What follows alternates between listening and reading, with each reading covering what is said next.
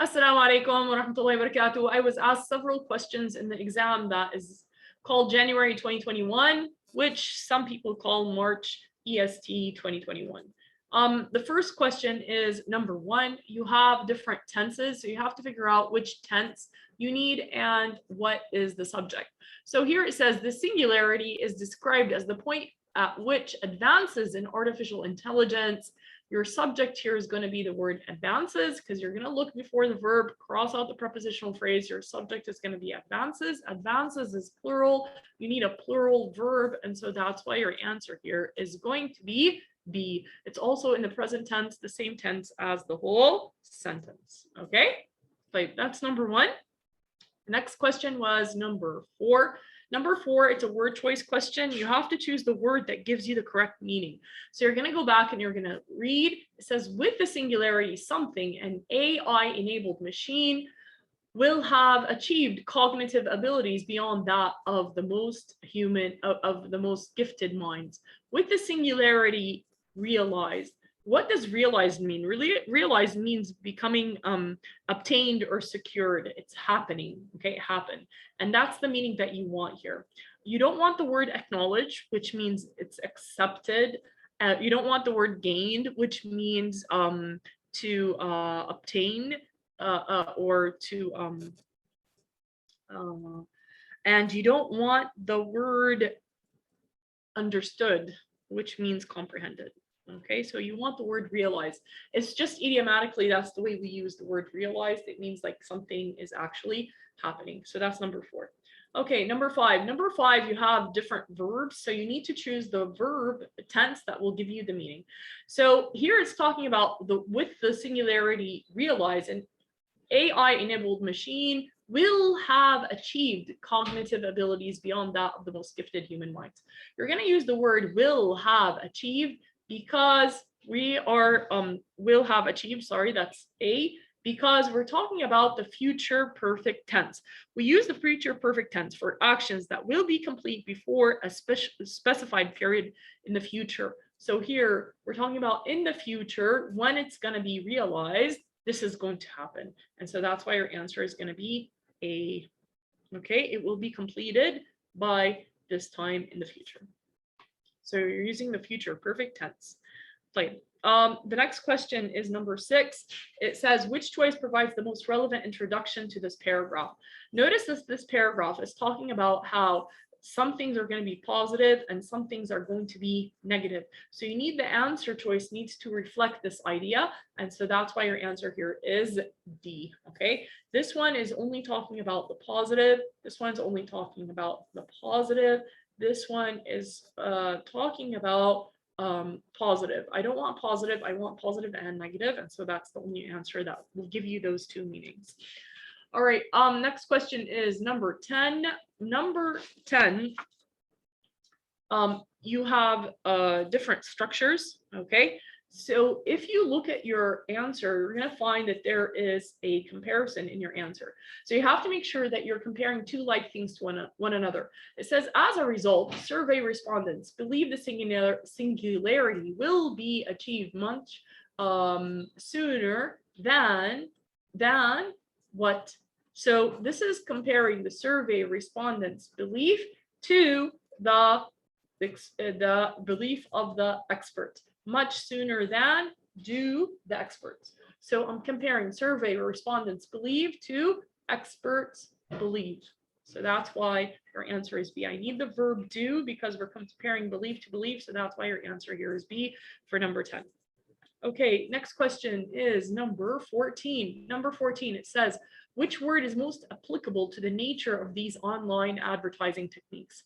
So they're talking about these banners and there's these pop-ups, and they started to consider these advertising techniques what? They used to bother them. And so that's why the companies, they started to make more to develop programs that block these banners and pop-ups. So they're negative, all right? And one answer that's negative. A, unobtrusive. Unobtrusive, it means that it's not inconspicuous. It's not what it's it's not obvious. And actually they're very obvious because they pop ups and they bother you. So that's why A is going to be wrong. Okay, unobtrusive. Yani it doesn't bother yani, it does bother. Okay, it does attract attention. Inconspicuous means not clearly visible. No, it's very visible. Infuriating is extreme. Extreme answers are usually wrong. Soothing, it's not the meaning. Callous, they're bothering you. So that's why your answer here is D. Intrusive and annoying. Intrusive means that it's causing disruption, and annoying means that it's bothering you. And so that's why your answer here is D, because it's giving you the meaning that you need. All right, the next question is number 18. It says, which choice provides the best combination of the underlying sentences? When you're combining sentences, the most important thing is that you're choosing the shortest answer that keeps the meaning. So you have to read the two sentences and you have to think about what is the meaning and how can I connect them by using the correct meaning. It says banners or pop-up ads required companies to pay every time a website visitor saw an ad. Pay-per-click ads allowed companies to pay only when an interested customer clicked on an ad. So here I have two opposing situations. One is banner or pop-up ads. Here's pay-per-click ads. So I have two different situations. So my answer here is unlike, because it shows that I have two different situations. Let's look at the other answer choices. B, banner or pop-up ads required companies to pay every time a website visitor saw an ad. This is a complete sentence. You have here a verb, you have here a subject, and you have a complete thought until the word ads. Then here you have another sentence. You have ads pop until the word ad. Then you have another sentence, pay-per-click ads allowed. So you have a subject, you have a verb, and you have another complete sentence. You have two complete sentences with a comma between them. So obviously that's a run-on. You can't have an answer that is wrong with the punctuation. You can't have an answer that's a run-on. Like C, even though banner or pop-up ads required companies to pay every time a website visitor saw an ad, pay-per-click ads allowed. The relationship here is not even though. Okay, so that's why your answer is not going to be C. And if you look at D, your answer here says since. Since means that there's a cause and effect relationship, and that's not the meaning that is needed here in number 18. All right, number 24. Number 24, you have different verbs. So you need to, different words. So you need to choose the word that gives you the meaning here. All right. So it says here, the pleasure that a pop song reproduces is a pleasure of identification. In responding to a song, we are drawn into something alliances with the performers and the performers' other fans. You want to say that you have feelings for them, affective. So that's why your answer here is A. Dull is negative, and that's not the meaning that you want. Impersonal is not the meaning that you want. You want to say that there is a connection. Effective means describe something that gives a desired result, and we're not talking about producing a desired result here. We're talking about how you're feeling connected. There's feelings there, and so that's why your answer here is A. Right, number 25. Number 25, here, all right, you have a list, okay? So here it says, thus, music, like sports, is clearly a setting in which people directly experience community. So that's your first item in the list. Feel an immediate bond with other people. That's your second item in the list. Your third item in the list is articulate a collective pride. You need to put commas between your items in the list. Your other answers do not put commas between your items in the list, okay?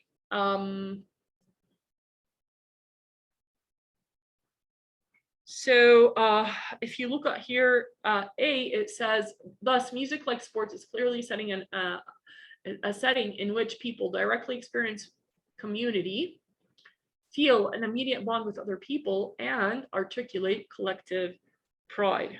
All right. So I need here, like sports, I need to commas around like sports because this is a non-essential. My sentence is music clearly music is clearly a setting. So I don't have commas here around like sports. Then here you have thus music, like sports, is clearly a setting in which people directly experience community, feel, I need a comma here before feel Here it says music, like sports. I need a comma here before like sports because my sentence is music is clearly a setting. All right. So that's why your answer here is B. Be careful with your commas. Number 27. Number 27. All right. The differences in your answers is here. Okay, there's a period here. Here there's a comma. Here there's nothing. And here there's a colon. Here you need a period between your two complete sentences. And so that's why C is your answer. Otherwise, you're going to have a run-on. All right. And finally, number 34. In number 34, all right, you're going to look at the differences between your answer choices. Here you have which, here you have who, here you have who without a comma, here there's who with a comma, here you have which. Which or who has to refer to the word right before it. So here the word that's referring to is foreign investors. Foreign investors is a person. So you're not going to use which with it. So A and B are wrong. And here, I'm not just talking about any foreign investors. I'm talking specifically about those who provide capital. So I can't put a comma here because what comes after is essential. And so that's why your answer here is D. Okay, thank you for your questions. Good luck.